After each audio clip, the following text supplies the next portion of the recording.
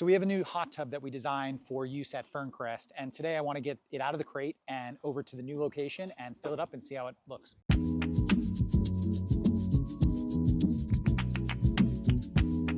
So this here is the existing hot tub. It's really not horrible. It's a beautiful cedar hot tub. So here's the problem with the old hot tubs that we've had on the property for a couple years. It's this stove right here. So this is a steel stove that actually sits in the tub itself, and then it gets fastened onto the bottom with screws right through the vinyl. So how many vinyls have we ripped now because of this damn stove? Third. So the feet are super sharp, and there's a lot of moving pieces here that makes this like just a real challenging stove, especially for like a hospitality business. Maybe if you set it up at home and then never have to worry about other people touching it. But essentially, we've eliminated all the moving pieces with the new tub. So the new tub is fully integrated. It doesn't have to be assembled. This one also comes all flat packed. So all of these pieces come unassembled, and then you have to actually put this together. From a purely usability, hospitality standpoint, it actually is a really beautiful but difficult tub to operate. The issue is that the fire is loaded from the top, which creates a lot of user issues where we have like burning, we have this cracking, we have like charcoal here. Whereas the new ones, we're doing it from the side load, which we designed specifically for hospitality. See, look at all this. This is all pieces that have broken because of the heat also. If this is like not in the exact spot that it's supposed to be, the actual heat transmission from the steel can burn the wood. So we got to get this tub out of here, and we don't want to actually take any of this stuff out if we can avoid, because it already has the screws into the vinyl, and then we'd have to sort of match it up again. Whoever actually gets this next, we'll try to sell it. Our workshop area is back here, so we're going to try to shimmy it back there and then put it there, and hopefully somebody else can pick it up from there. Do we roll or do we lift? Because I'm worried about like if we roll, this thing could like torque. It could torque out, right? Let's try lifting it first and see what happens. All right. Who's coming on the heavy end? Yeah, I'll come. We should at least have 2 people here, but should we tilt it back first? Oh, we also got water. Should we actually try to get the water out? Oh yeah. Is it like?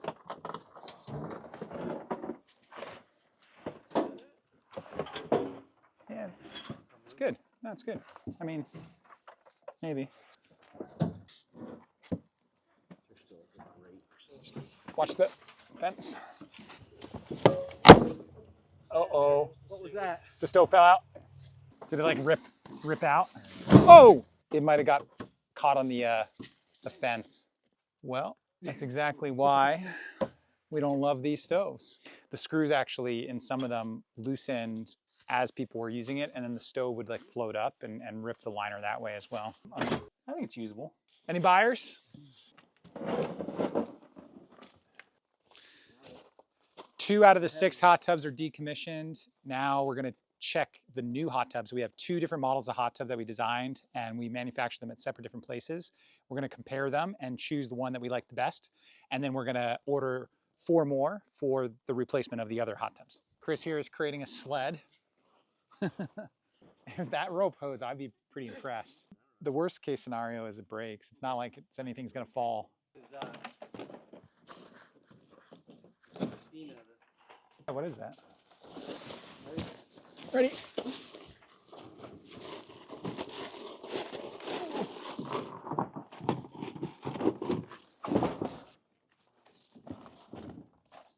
So the sled is working perfect. It's definitely not roadworthy, but oh, there it goes. It's bouncing around. There's a lot of ways to move a hot tub. This is definitely an innovative one.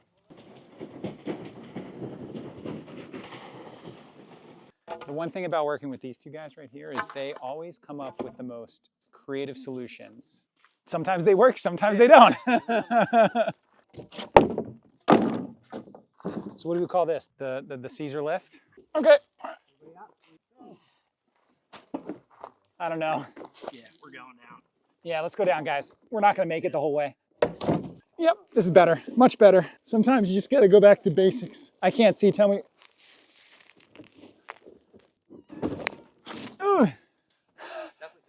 Whew.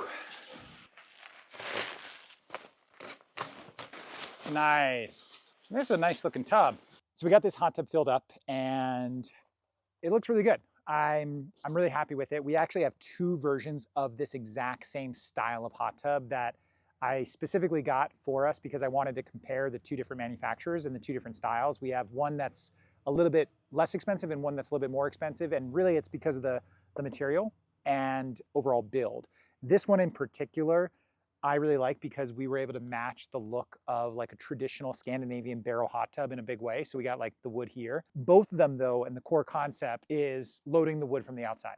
So that is going to be so key because as you saw from the older hot tub, all the ash and all the char that happens up here is basically eliminated by this model. Ash, sparks, whatever are going to happen down here. The other cool thing about both of these hot tubs is they are a little bit taller and narrower.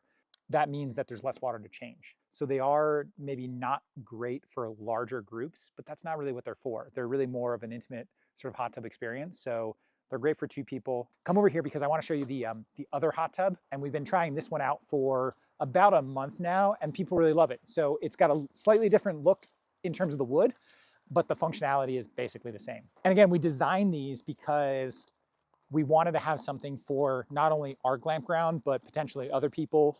We're selling these hot tubs, and then also for our franchisees. So as we expand Ferncrest, we want to have something that we really stand behind, because the original hot tubs that we got, we frankly just like cannot stand behind because they cost, you know, $5,000-$6,000 to buy one of those other hot tubs that we're now literally trying to give away or scrap. So this hot tub is the same concept. It is a little bit shorter, a little bit smaller.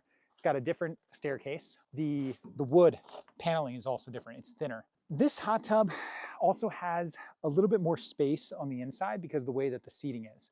So we have enough seating in here for a few different people. The leg room in there is going to be a lot less, but it is a pretty nice little tub. Really got to decide now, like we got to get more hot tubs. So the other units here have the old hot tubs, which will get us through this season, but then we got to swap them out. Decide whether or not I'm going to do more of these or more of that one. As we offer them up to other people, franchisees, people that want to buy hot tubs from us, I can really stand behind either one of these because I know from experience just how much of a pain in the ass and what the market is basically all from the top load. Just don't do it. Like if you have a chance to buy a hot tub, do not buy something that has the top loading because it is how traditionally it's done, but it's a pain in the butt. The thing that people might think when they're thinking about this is that, does that mean that like you have to get out of the hot tub to load the fire and everything like that? And the answer to that is yes, but also you don't actually load wood and stoke a fire when you're in the hot tub anyways, because you're going to get this to temperature and then it's going to be basically coals in here keeping things warm for quite some time. And you don't really hang out in a hot tub for hours anyways, because you're actually going to make the fire and get it going and getting it nice and hot before you even get in. Let's get this started. This is brand new. This is the first time that I'm trying out the hot tub that I designed, and it's pretty exciting. What we got here is got the ashtray down here that you take out like this. So when the ash is all done, you can dump it out easily. We're going to use a fire starter, and we're going to do just a basic log cabin structure fire. So I'm going to get this going. These are the fire starters that we sell in our camp store. So in our previous version of the hot tub, you had to actually build it from the top down. So there was really no way to actually structure that log cabin, which meant that it was actually really hard for the fire to get caught.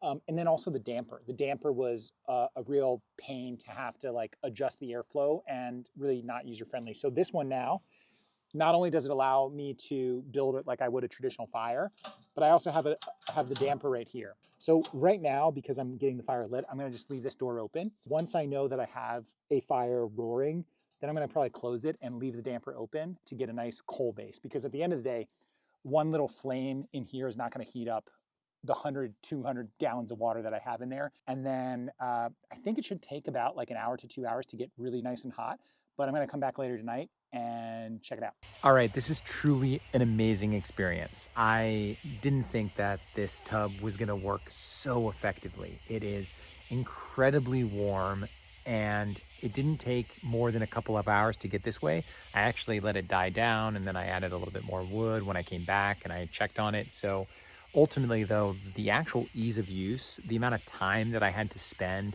monitoring it was very, very minimal. The size of this tub is really ideal. I feel like I'm really comfortable in it myself, but I could definitely have another person in here with me.